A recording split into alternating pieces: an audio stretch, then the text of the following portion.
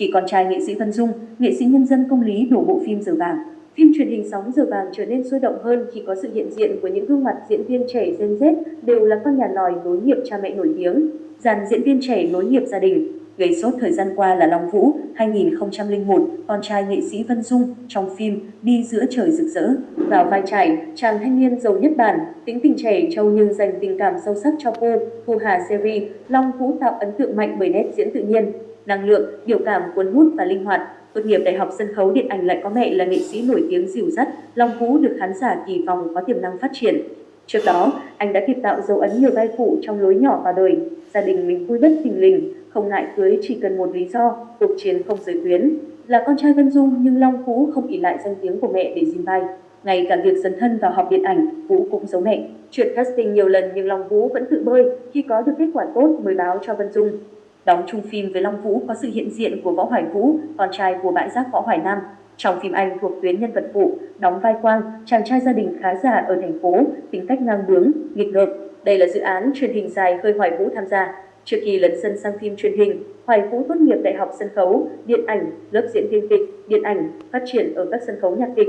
Làm việc cùng nghệ sĩ nhân dân Lê Khanh, nghệ sĩ ưu tú Trần Lực. Sinh năm 2000, Hoài Vũ đã tốt nghiệp Đại học Sân khấu, Điện ảnh, lớp diễn viên kịch, điện ảnh và lựa chọn nối tiếp sự nghiệp diễn xuất của bố. Cũng như Long Vũ, Hoài Vũ sinh ra là con nhà nòi nên gia bảo. 19 tuổi, con trai của nghệ sĩ nhân dân công lý và MC Thảo Vân thừa hưởng gen nghệ thuật từ cha mẹ. Trong phim đang lên sóng VTV Sao Kim bắn tim sao hỏa, Gia Bảo được giao vai thợ sửa điều hòa, anh được diễn viên Minh Tít hỗ trợ trong lần đầu bén duyên diễn xuất. Gia Bảo đóng một vai nhỏ là thợ sửa điều hòa, được diễn viên Minh Tít hỗ trợ khi lần đầu bén duyên với diễn xuất. Ngày trước nghệ sĩ nhân dân công lý đã dẫn dắt tôi vào nghề. Ngày hôm nay tôi lại kèm cặp con trai của anh trong phim. Đó không phải là sự thay thế, đó là tiếp nối, Minh Tít chia sẻ. MC Thảo Vân chia sẻ con trai được đạo diễn Bùi Quốc Việt ưu ái giao vai diễn nhỏ để học hỏi, để có thành công thì sẽ là cả chặng đường vực dài phía trước. Con trai công lý, Thảo Vân theo học trường quản trị và kinh doanh thuộc Đại học Quốc gia Hà Nội nhưng lại có đam mê nghệ thuật. Ở tuổi 19, Gia Bảo được khen có khuôn mặt sáng lạn, nụ cười tươi, có nhiều tiềm năng trong tương lai nếu theo đuổi diễn xuất. Trước đó, nhiều con nhà nòi cũng có đất thể hiện tài năng trên màn ảnh phim Giờ Vàng như Jenna Anh Phương, con gái nghệ sĩ nhân dân Trần Nhượng, phim Anh Có Phải Đàn Ông Không? Hoàng Triều Dương, con trai nghệ sĩ nhân dân Hoàng Dũng, phim Cuộc Chiến Không Giới Tuyến, Phố Trong Làng, phim Giờ Vàng Tươi mới nhờ dàn diễn viên trẻ. Sự đổ bộ của những gương mặt Gen Z mới đầu đã có kết quả tốt khi Đi Giữa Trời Rực Rỡ nhận về phản ứng tích cực từ công chúng. Lâu nay, truyền hình Việt Khát nhân tố mới bởi khán giả đã quá ngán ngẩm với việc bật TV và gặp những gương mặt quen thuộc như Hồng Diễm, Mạnh Trường, Việt Anh, Huyền Ly Di, Thành Sơn, Doãn Quốc Đam.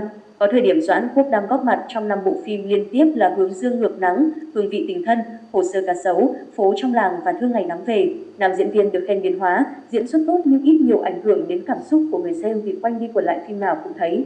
Tác phẩm mới của anh là vai thợ xăm trong Mình Yêu Nhau Bình Yên Thôi, Doãn Quốc Đam không còn khiến khán giả hứng thú. Nhiều người không đánh giá cao, nhận xét vai diễn mờ nhạt. Thực tế, nhiều đoàn phim đã thực hiện đưa diễn viên trẻ để tạo nên sự mới mẻ, hứng thú cho chính khán giả và đạo diễn. Tuy nhiên, việc này còn gặp nhiều thách thức. Phát sóng song song với Đi Giữa Trời Rực Rỡ là những nẻo đường gần xa, cũng quy tụ sao trẻ Gen Z như Phù Thị Trà, Trần Thiên, Việt Hoàng, Bích Thủy nhưng không tạo được đột phá. Diễn xuất của dàn trẻ bị chê kém duyên, làm người xem ức chế. Dù thế, không thể đổ lỗi hoàn toàn cho diễn viên vì phần kịch bản quan trọng không kém trong việc thu hút người xem. Bộ phim này bị chê có nhiều tình tiết phi logic, xa rời thực tế khiến người xem khó đồng cảm. Về Đi Giữa Trời Rực Rỡ, nội dung không quá mới nhưng được nhận định lạ hơn so với phim VFK hiện tại. Bên cạnh việc đổi mới nội dung, sự duyên dáng của Long Vũ và bạn diễn Thu Hà khiến bộ phim được đón nhận nhiệt tình. Nhiều khán giả cho rằng đạo diễn hoàn toàn đúng đắn khi trao gửi niềm tin cho các nhân tố trẻ đảm bảo, cân bằng được năng lực diễn xuất và yếu tố mới mẻ.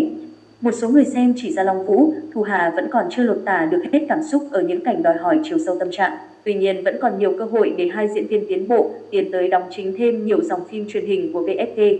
Khán giả chờ đợi nhiều sáng tạo và bứt phá từ lớp diễn viên trẻ, nhất là nhân tố con nhà nòi như Long Vũ, Hoài Vũ, những gương mặt thừa hưởng gen nghệ thuật từ bố mẹ nổi tiếng. Trước cặp Long Vũ, Thu Hà, phần 1, phim Chúng Ta Của 8 năm sau do hai diễn viên trẻ Hoàng Hà, Cô Hành đảm nhận đã tạo được hiệu ứng tích cực trên mạng xã hội. Cả hai thành công thể hiện hình ảnh cặp Dương, Lâm ngọt ngào, đúng chất thanh xuân. Khi phim đang gây sốt, không ít khán giả quay lưng khi Mạnh Trường và Huyền Ly Di thay thế, đóng phiên bản trưởng thành. Diễn xuất của hai gương mặt quen thuộc sóng Giờ Vàng bị chê xến sẩm, làm khán giả mất hứng. Có người gay gắt yêu cầu Mạnh Trường và Huyền Ly Di ngừng đóng những vai ngôn tình.